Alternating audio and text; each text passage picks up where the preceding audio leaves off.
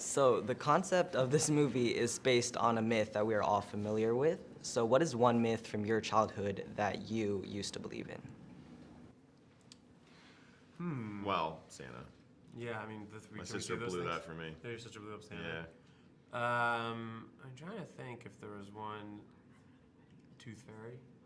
Yeah, that was a good one. Tooth Fairy, I believed in. Because it is like money in your head. Yeah. You want to believe that teeth have such value when they pop out of your head. Yeah, pop out of your Yeah, head. there they are. My brother tried to hide that he had lost a tooth for my parents to test to see if the Tooth Fairy was real, and he was asleep, and my parents went to check on him or something, and he said in his sleep, "I lost a tooth," and so that convinced him the Tooth Fairy is real. Oh man. Santa Claus. Exactly. Yeah. Santa Claus, Tooth Fairy, I'm still on board with that one. Leprechaun.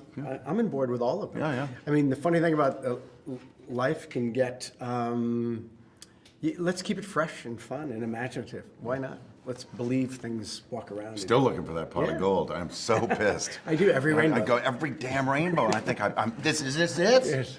I think that's This gone. time for sure. You're right. Oh, Santa Claus? Easter Bunny? oh yes. I'm trying to think of something. Did you? Yeah, the hug giant. No. The Hug Giant? Is that a Toronto thing? No, I just said it. We all believed in the Hug Giant. I'm gonna hug you. Oh no.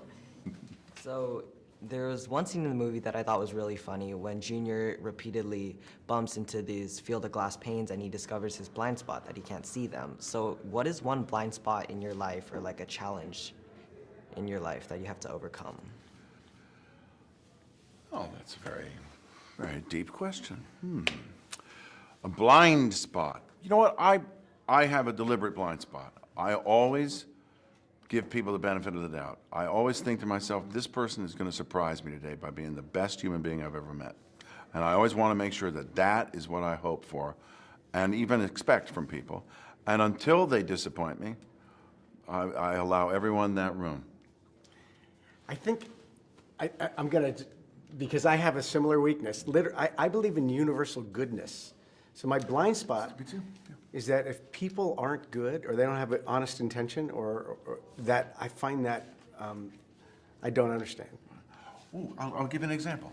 I've loaned money to tons of people for the mere hope that one of them will pay me back. And the one that pays me back is the one that makes me keep doing it. And I've 10, 20 guys when I first became a sort of successful TV guy, came out of the woodwork, out of my past, and asked for help or this and that. And I thought, well, I'm going to do it. I'm going to do it. And, you know, don't let me down, I'd say to them. You know, thanks, listen, it's my pleasure to do it. Let's see.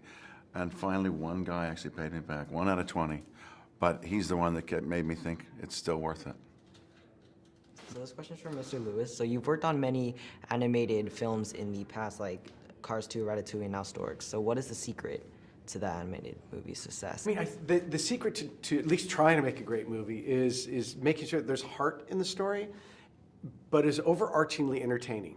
In other words, when people, the thing I love is whenever somebody sits down a movie, when I sit down a movie, it's like you have the most willing audience, the most generous audience in the world. They just want to enjoy themselves. And we just need to not mess that up. So we want them to be entertained, laugh a little bit, maybe feel some emotion that they connect with. And I think the movies I've been a part of, that's what we work so hard on for 2 or 3 years, is what's some universal truth that someone's going to relate to, no matter if they're young or old, and it's going to sort of make them feel something. The tagline of this movie is "Find Your Flock." Growing up, have you ever found yourself in a predicament where you didn't belong or you felt lonely? Well, sure, yeah, a lot of the time. You know, the find your flock line is very good because, you know, a lot of us are born into families that maybe we wouldn't even have known these people except for the fact that we were born into it. But as you do go through your life, you develop a family with other people that aren't necessarily blood related, and I think that's a good sort of hopeful thing to carry with you. It's like when I was doing the show Frasier, I actually felt as though that was a family, and that was an extraordinary experience. I mean, it's part of our job as being humans, right? You're born, you try to, whether it's finding belonging with people or it's belonging with nature, or it's just sort of who you are and why do we exist, and answering all those big questions. What's happiness to you? I think you constantly are weighing between feeling some sense of loneliness and some sense of connection, and we're always in the flow in between those two things. So this is questions for Mr. Sweetland. So what is something you've learned as in your time as an animator at Pixar that helped you up to direct Storks? I had great experiences at Pixar, and it's a great place to animate as an animator.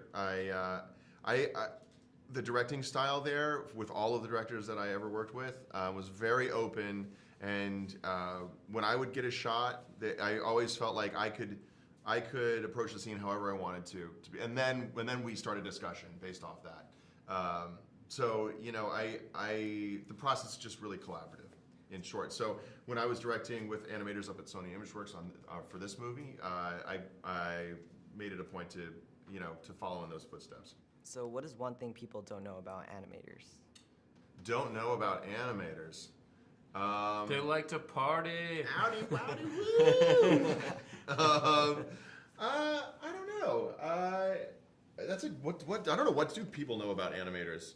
Only recently people even know what that is a job. I mean, my experience was they seem like, at least at first glance, it's a very low key, quiet vibe. At least, I mean, I'm sure there's different kinds, but but then everyone is absolutely quietly hysterical and very, very funny. So that took me a while to understand. Jokey on the inside. Jokey on the inside, yeah. Yeah, that's pretty bad. I'll go with that. So this is for Mr. Stoller. Your work covers such a variety of movies. So what do you think is the one common thread that draws you to these projects? I think that there's like a inherent sweetness, I think, that I strive for with my movies, where I try to have characters that are all relatable, and none of them. I try not to have bad guys. I mean, in this one, this is the closest I've come to that, because Hunter is the bad guy. But that's the main thing that I try to have, and I try to tell. All my movies are about my life, like 4 years ago. It's basically like, so like that's like, this is about trying to have a second kid. Watching your filmography is basically just like watching a documentary about you. Forgetting Sarah Marshall was like a few years before that. I'd had a breakup or whatever, and then or many years before that, and then Neighbors was like a few years before that. I'd had a kid, and so it's like so yeah.